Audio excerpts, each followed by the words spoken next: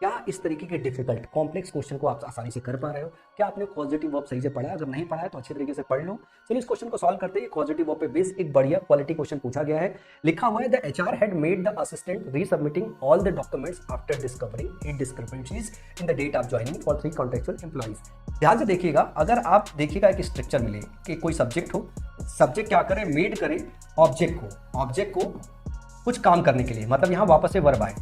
ये मेड की जगह आपका लेट भी हो सकता है, ठीक है, लेट के बाद गेट भी हो सकता है और गेट के अलावा हेल्प भी हो सकता है। ये 4 आपके पॉजिटिव वर्ब है जो आपके एग्जामिनेशन में पूछे जाते हैं। तो ध्यान रखिएगा कि यहाँ सब्जेक्ट हो सकता है, यहाँ सब्जेक्ट हो सकता है, यहाँ सब्जेक्ट हो सकता है। सब्जेक्ट के बाद मेट, लेट, गेट, हेल्प कुछ भी आएगा। इसके बाद ऑब्जेक्ट लगा हुआ होगा। ऑब्जेक्ट के बाद फिर आपको वर्ब इस्तेमाल करना होता है। तो आपको ध्यान रखना है, जो मेट और लेट होता है ये अपने बाद दोनों V1 लेता है।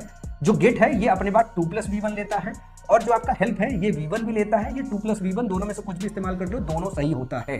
तो यहाँ जो है, जो मेक का केस है, यहाँ पे मेड की जगह मेक लिख लो, मेक का V2 फॉर्म है, मेड लिया गया है। तो मेड द असिस्टेंट, यहाँ पे क्या इस्तेमाल करना होगा, यहाँ V1 इस्तेमाल किया होगा, वर्ब की ING लगा हुआ है, जेरेंड इस्तेमाल किया गया है, जो कि आपको इस्तेमाल करना है क्या, यहाँ पे सिंपल V1 इस्तेमाल करना है, जो है प्लेन इंफिनिटी इस्तेमाल करना है। समझ में आया? उम्मीद करता हूँ ये क्वेश्चन समझ में आ गया है। इस क्वेश्चन की अगर समानता CGL 3 के पेपर से होती तो मात्र इसे सहयोग कहा जाएगा। और पॉजिटिव वगैरह वर्ब आपने अच्छे से नहीं पढ़ रखा है तो नीचे लिंक पे क्लिक करके आप जाके संकल्प बैच में पॉजिटिव वर्ब का पूरा केस पढ़ लीजिए, ताकि सिर्फ एक क्वेश्चन नहीं कई सारे क्वेश्चंस को आप आसानी से सॉल्व कर पाए। प्री से पहले भी मैंने संकल्प बैच में सब कुछ कवर कर दिया था और मैंने बोला था यही सारे क्वेश्चन आपके एग्जाम में आएंगे। और ध्यान से देखिए, यही सारे क्वेश्चन जो है एग्जाम में आए हुए हैं। अगर इसकी समानता CGL 3 के पेपर से हो रही है या होती हुई पाई जाती है तो इसे मात्र एक सहयोग समझा जाएगा। ये AI से बनाया हुआ एक क्वालिटी क्वेश्चन है।